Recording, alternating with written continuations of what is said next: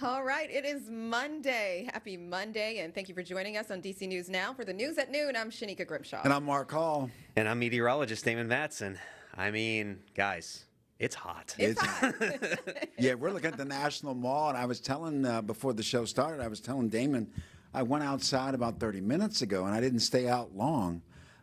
Just enough to let me know what the day was going to look like. This is that we talked about this I think last week, 2 weeks ago, Yeah. Mark. This is the kind of weather you wither away. Yeah. Is that what we're okay? It okay. is. It is. Shanika's But, thriving. But I am thriving right now. I limited my exposure. This is Shanika Grimshaw weather, and let her bask in it because this is going to be an interesting week of weather for sure. It is. It's going to be pretty wild, but I will say this too. I was out and about. I talked about it last week doing my weekend chores, if you will, outside.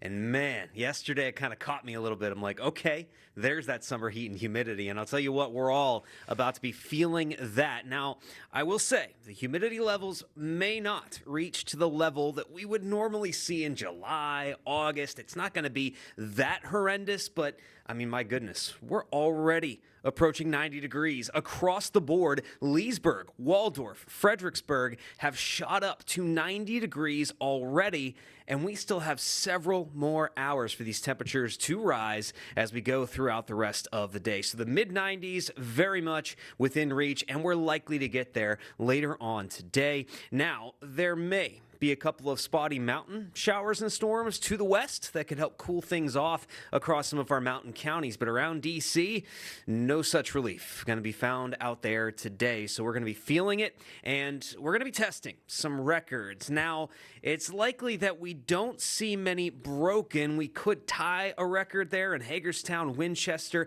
Dulles looks to soar past the old record set back in 1987. But this is the kind of heat we're contending with this week, folks. We're going to be testing records, and it's going to be feeling like summertime, full blown. So we'll talk about how long this heat is going to stick around and what could possibly, bring an end to this at some point. That'll be in your full forecast in just a little bit. We know breaking temperature records can create some issues for sure. Yeah, it's just how you know that it's to another level, and we're going to be, sticking with it for a few days. So buckle up, everybody. All right. Damon, thank you so very much.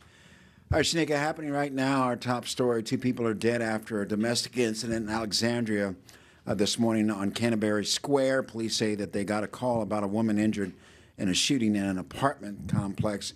When they arrived, they spotted the suspect and the shooter down a hallway. Police say that he barricaded himself in a room with the injured woman. After giving him commands to come out, the suspect ran towards police, and police officers fired at him. Yeah, and then police attempted to treat the man on scene, but he died. Police were able to locate the woman inside of the room. She also, unfortunately, died, and police say the relationship between the man and the woman is not known at this hour. The officers involved have been placed on administrative leave.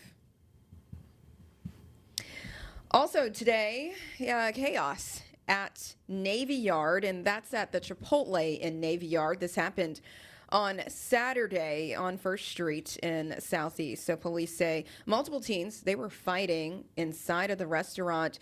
There's viral video on social media. It's circulating right now. And one teen even using a chair to hit someone, along with chairs and tables just being thrown around the restaurant. When police arrived, the teens all fled.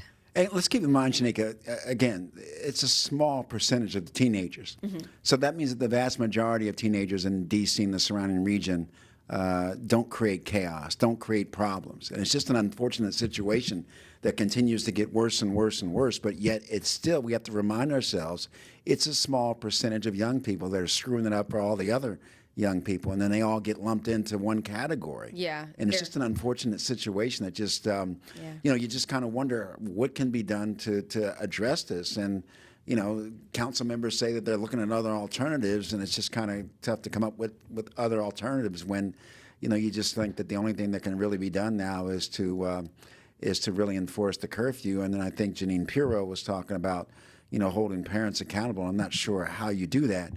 Unless some additional laws are put in place. But it's going to be an ongoing problem, and we'll see what officials come up with to try and address it.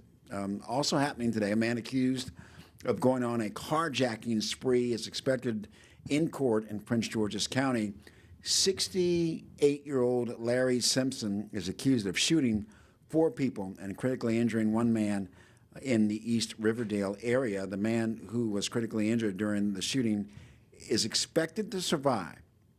Simpson faces 16 counts of attempted first-degree murder, 16 counts of attempted second-degree murder, and other related charges, with more charges pending.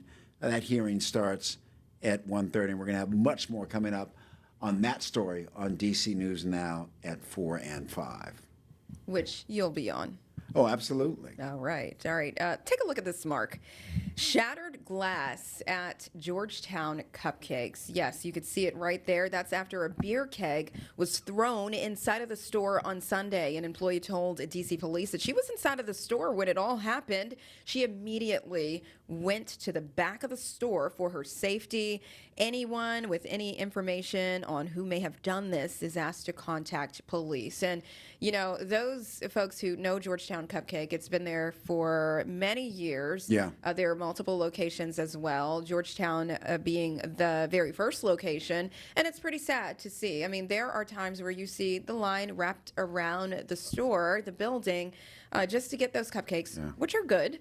I try to kind of stay far away from it because I don't want too many cupcakes. But, you know, the times that I was there, you know, worth the wait even. And it's just sad to see something like that happen because why? Yeah. Why? My son and daughter have stood in that line that you were talking about. I refuse to do so. But at the end of the day, you know, it's a staple down there, and that's part of Georgetown. Yeah. You know, and then, you know, you might ask, well, why would somebody do this? I think the one thing I learned, Shanika, early on in this business after more than 25 years, 26 years, 27 years now, is don't try and make sense out of something that just doesn't make sense. Yeah. Somebody decided to throw a beer keg in a window. Yeah. Why doesn't even matter. No. It just doesn't make sense. But No, it doesn't. No, it doesn't happens. at all. And, you know, you'll get a headache trying to figure out the reason behind it. And you're right, it doesn't make sense. It shouldn't have happened. Yeah. Hey, let's move on to something else. A lot of work continues around D.C. ahead of the nation's 250th birthday. Crews are racing against the clock to finish the projects ahead of the July 4th celebration. As some of these projects face delays, the New York Times reported last week that staff from the Interior Department raised concerns about bubbles and small holes and color inconsistencies found in the partially refinished surface. Plus, the cost has increased to $13 million, roughly 6 times more than what the president originally said.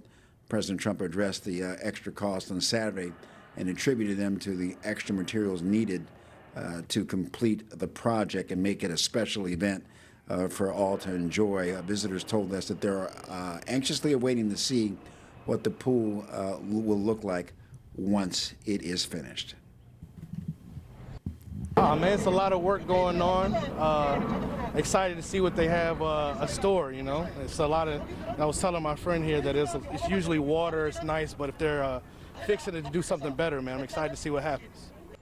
And the president said that the work should be wrapped up in time for the 4th of July celebration.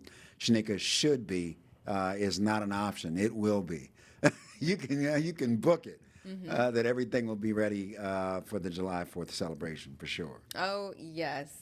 I know it's going to be a big thing. And, you know, at the National Mall over the weekend, that's where thousands flocked to the National Mall for America-themed prayer rally. So you already have a crowd right now. The event was billed as a rededication of the country as one nation under God.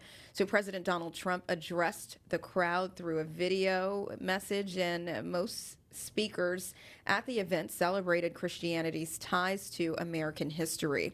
Now, the event was organized by a public-private partnership backed up by the White House, and critiques for the rally says that the event goes against the separation of church and state. That's been a thing for, what, as long as I've been alive, Absolutely. even longer, right? Yeah. Separating church and state. And so to see this and to see how many people were there, I mean, you could just see how polarizing it can be.